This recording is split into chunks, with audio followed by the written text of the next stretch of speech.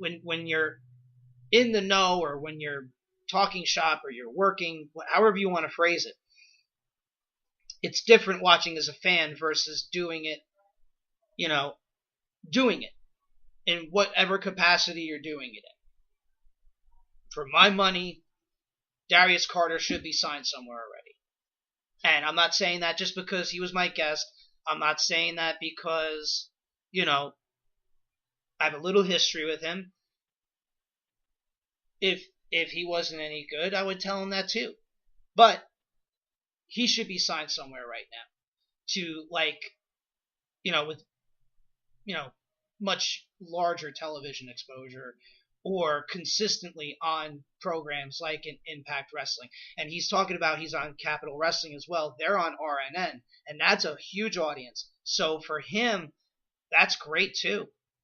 But again, he's not one of them flippy high spots people at all. Very reminiscent, and he kind of alluded to this before. We were talking about LDN, the company out of the United Kingdom. Very reminiscent of a British strong style, I guess, if you want to put it that way, but very much a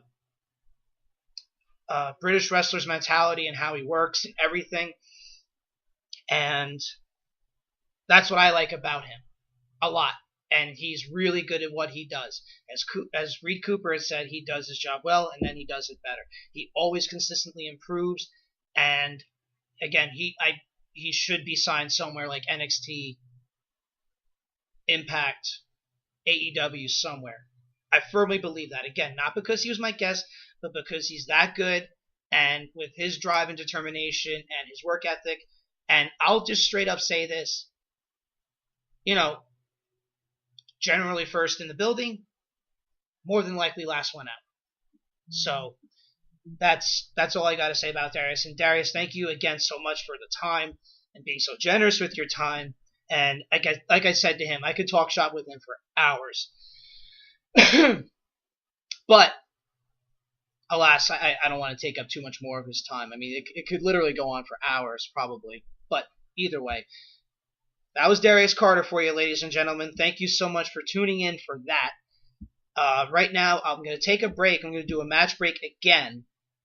This time, I'm going to air Kimber Lee versus Lufisto. We were talking about Lufisto's retirement in 2019. We will be airing this right now. If you choose to stick around, enjoy. And then when I come back, I'll talk a little bit more about Ciampa's injury. And I will talk about the Dusty Tag Team Classic just a little bit. And maybe throw in some Fastlane discussion in there as well. Thank you all so much. Again, if you want to follow my socials, at Calypso426, my personal one, or at Open Mic Wrestling without the G on Twitter. Anyway, enjoy, and I'll be back any moment. Alright, welcome back to Open Mic Wrestling Night here. If you've been watching live on Twitch, you got treated to Lufisto versus Kimber Lee from Women's Wrestling Revolution, and awesome stuff. You can't deny the talent that was in the ring right there. Look at this is great. Now, for anybody who's new watching this, I didn't have this light that I have right now, so it was very dark. You could barely see me. So thanks again to DJ Classic for hooking me up with this light setup right here. It's very much appreciated. And thank you again also to Darius Carter for being generous with his time, giving us about 40-45 minutes on the air, talking various different topics in pro wrestling, including himself, him coming up wrestling this weekend at Warriors Wrestling, then March 22nd at BCW. Go check them out, and check out Darius again on his socials at Mr. Darius Carter on Instagram. On Twitter, excuse me. I'm so used to the Instagram stuff that everybody has it. I don't believe he does. So, and if he did mention it, I do forget. I do apologize. Short-term memory. Anyway, so I also want to take this opportunity to promote out there that I will be hosting this weekend on Sunday, which will be the 10th. I will be hosting a charity fundraiser at the Dominican College, the Hennessy Center, at the Dominican College in Orangeburg, New York.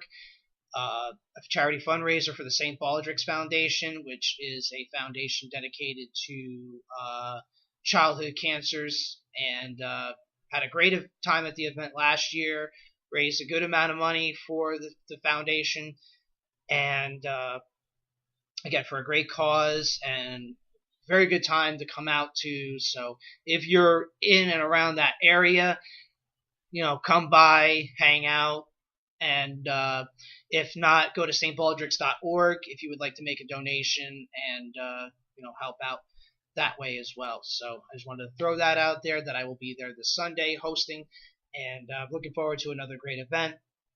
Just wanted to throw that out there. And if you're watching live, you see my socials down there below for the show, at Open Mic Wrestling, Twitter at open_mic_wrestling_night on Instagram. And if you want to follow me personally on Twitter at Calypso426. So all that's very well, good and dandy, and I actually got everything I needed to get off my chest there. If you want to call in, again, the number 657-383-0105 is the number to call in if you want to talk anything pro wrestling with me. There's a lot to get to from this week. I did talk about the Dusty Classic a little bit at the very top of the show. And again, if you missed it, you can follow at Fill in the Void P. It'll be posted up there when the show is edited and put up. And then again, you can follow Open Mic Wrestling Night on iHeartRadio, Spotify as well. I'll post links up on my socials in case you are so inclined and you're interested. And you could also, if you're watching live on Twitch, again, thank you for all who have been watching and are watching right now. And once again, thank you to Beer and Headshots for the host. Thank you.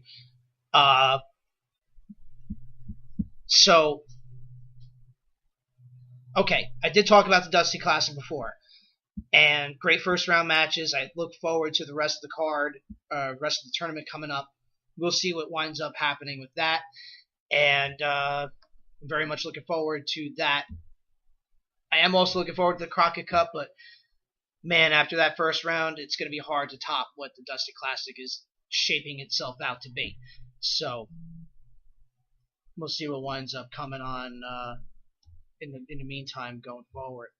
The one thing I do want to talk about too, well, among the couple of things, is the Tommaso Ciampa injury.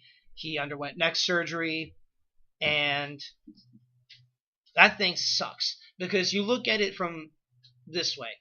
Now, as I alluded to with Darius before, that it's a part of the game. Injuries are a part of the game. That is pro wrestling. And like any professional sport, there is always that risk of injury. When it comes to somebody like Tommaso Ciampa, it really sucks, whether you like him or not. He was out for a long time with a serious knee injury, and then he had to get surgery otherwise as well. Comes back, has this excellent program with Gargano, which is still a continuing story, which is awesome. And I don't know when this happened, how it happened. It just still sucks that he has that bad of a neck injury that he had to get surgery sooner than expected, and relinquishes the NXT Championship, something that he obviously had worked so hard for, and now he has to relinquish it because of what is a part of the sport, injury. And while it sucks for Ciampa, it opens up the door for somebody else to step up.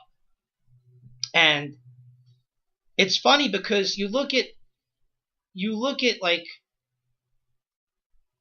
let's say, okay, let's use Roman Reigns as an example. Probably a terrible example, but an example.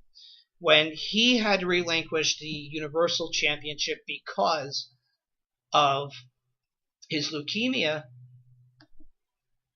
they had Strowman versus Brock for the Universal title because of what was being advertised beforehand, which was the triple threat.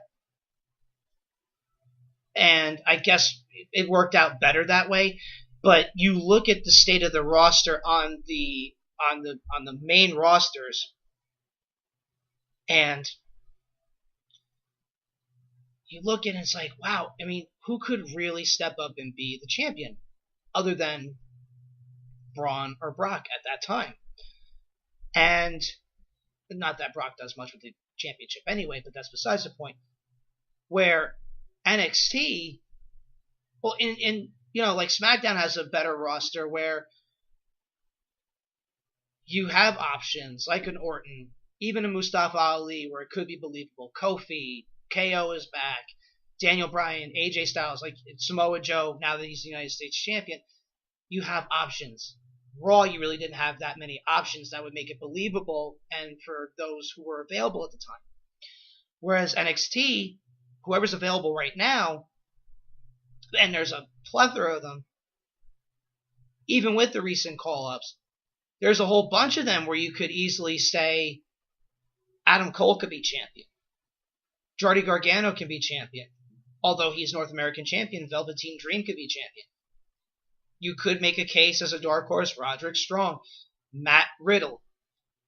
You have so much talent and so much believable talent that could be the next NXT champion. How they decide that, among other things that they're going to have to come up with, more than likely than for NXT TakeOver New York,